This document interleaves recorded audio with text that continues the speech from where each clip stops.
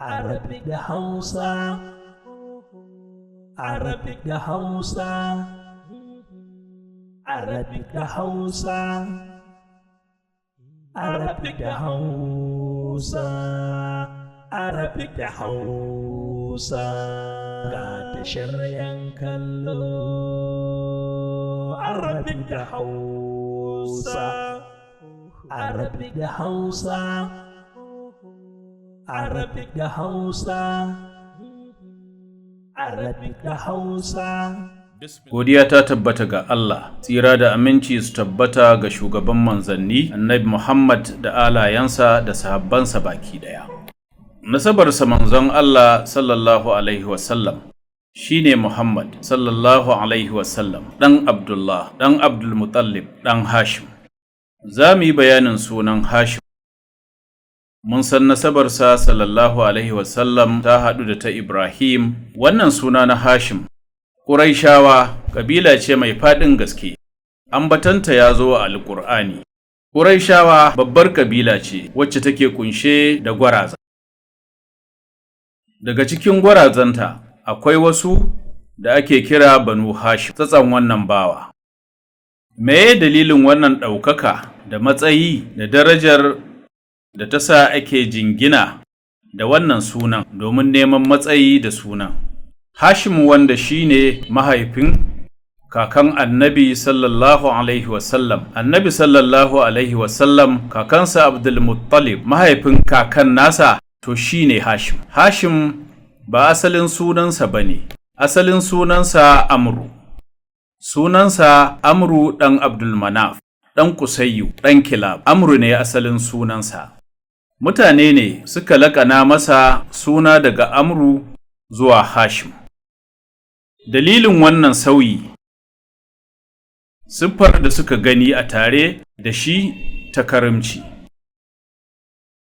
Wannan siffar da suka gani a tare da shi suka amfana da ita ta sanya mutane suka sauya masa suna. Wannan siffa ita ce siffa ta karimci. Bawa ne mai karimci, mai yawan bayar da kyauta. Hakan ya bayyana cikin abubuwa da dama.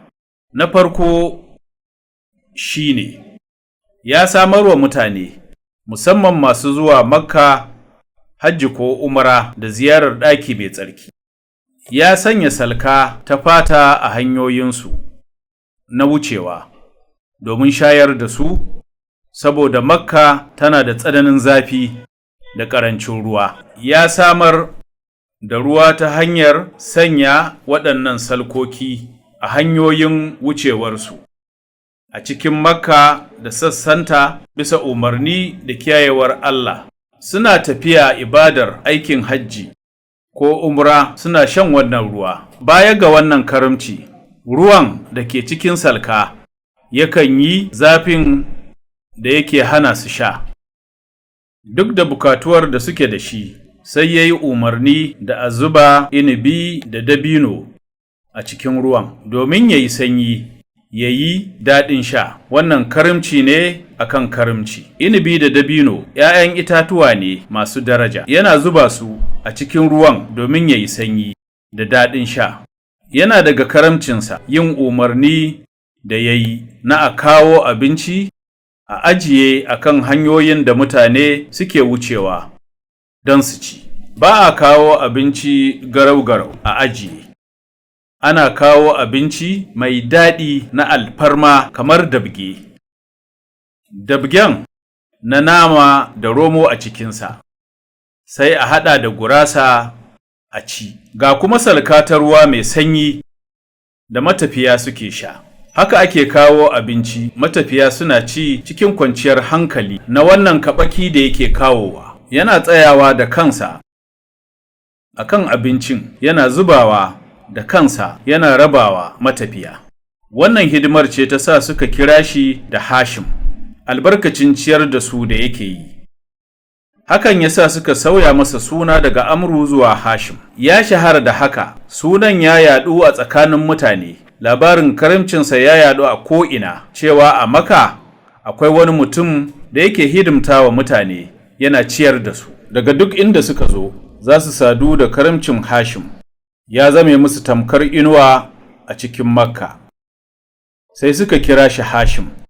Karimci siffa ce mai kyau, siffa ce a bar ƙauna. Manzon Allah sallallahu alaihi wasallam ya ce, Allah karimi ne, yana son karimci, yana son kyawawan ɗabi'u, yana ƙin munana. Hadisin yana cikin silsilatul sahiha. Allah maɗaukaki karimi ne, karimci siffa ce daga siffofinsa.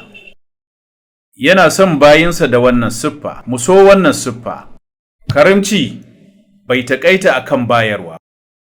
Daga cikin fassarar siffar karimci abinda alƙali Iyad rahimahullah, karimci yana zama karimci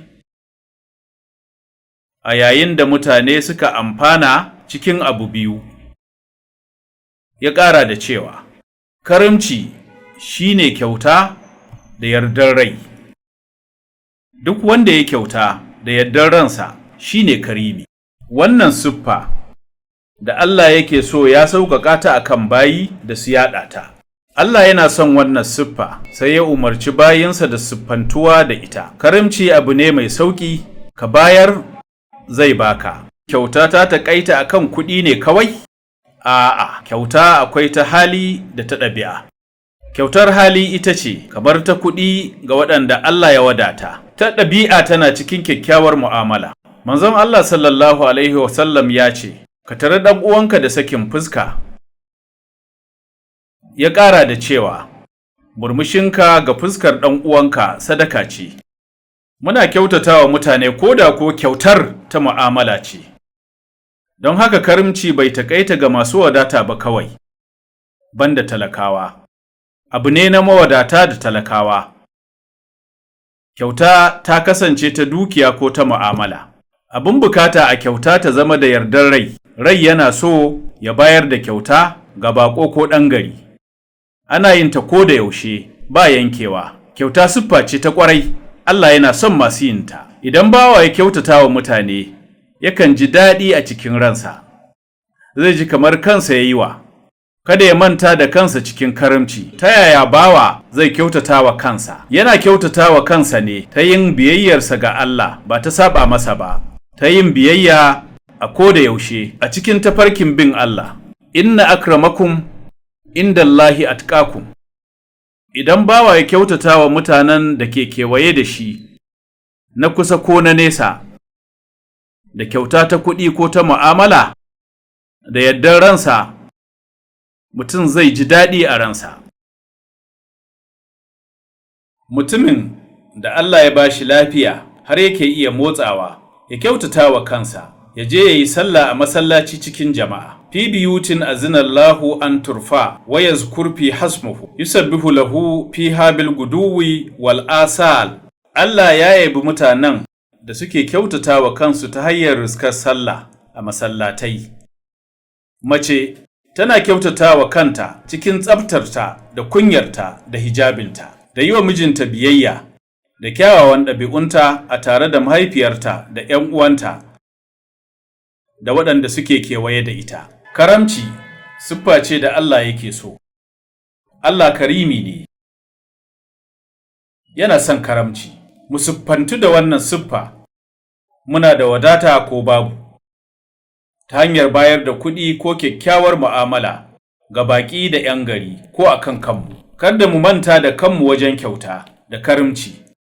Hammad da Allah ya ji kansa ya ce, mai ba da kyauta yakan yaye wa mutane damuwa da kyautar da ya ba su, har a yi zaton mai wadata ne. Aje ana nema a wajensa, nan kuwa karamcinsa ne ya sa ba a ganin babunsa. Marowaci cikin dukiyarsa, mai rowa na abin da ya mallaka, ya ɓoye kuɗinsa yana ba da uzuri, saboda tsabar rowa bayan yana da shi. Kyautar wancan karimin mai bayarwan ne ta sa rowarsa ba ta bayyana ba, har mutane ba su gane shi ba, amma hakika marowaci ne. Shi ko marowaci cikin dukiyarsa, mai jajayen idanu da baƙar fuska, ƙulumi, komai yawan kuɗinsa, yana ɓoyewa baya ba da kyauta a cikinta, yana tarawa ne kawai, shi bai ci ba bai bayar an ci ba, saboda tsabar mugunta da baƙin hali, har mutane suke gudunsa, saboda ba za su amfana da shi ba, don tsabar rowa. Wa man yabkhal fa inna ma yabkhalu an nafsi. Ya kamata mutum ya kasance mai kyauta da kyautatawa. Allah mai yawan kyauta ne. Wa sallallahu wa sallim ala sayyidina wa nabiyyina Muhammad wa ala alihi wa sahbihi ajma'in. Bismillahir rahmanir rahim. Alam nashrah laka sadrak wa wada'na 'anka wizrak alladhi anqadha dhahrak wa rafa'na laka dhikrak fa inna ma'al 'usri yusra إن مع العسر يسرا فإذا فرغت فانصب وإلى ربك فارغب. Arabic da Hausa, Arabic da Hausa.